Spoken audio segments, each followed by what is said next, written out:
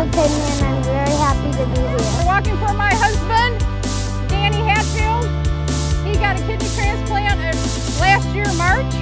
I think people should come down today because this is a great way to support the Kidney Foundation, to support people that are suffering from this disease and people that don't know about us.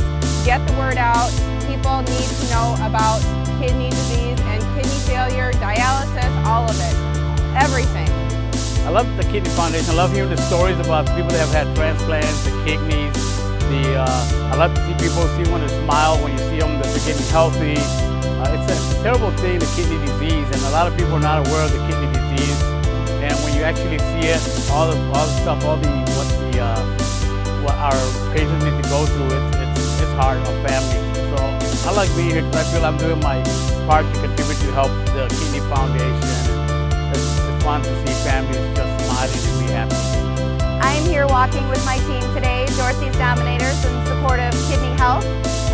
We're proud to be a part of this today. It's really important to be here in honor of people that have the kidney disease and to make people aware of how kidney disease affects people.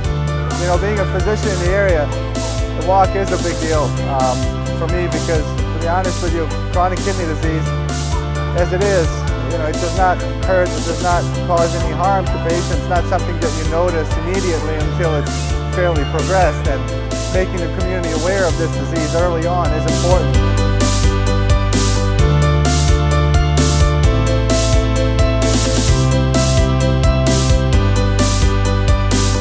This is my first kidney walk here in Lansing. I'm walking for 3 reasons.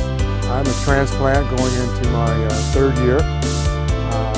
I'm walking in honor of my donor, Janice Studesville, and my nephew, Douglas Simmons Jr., who is waiting for a kidney.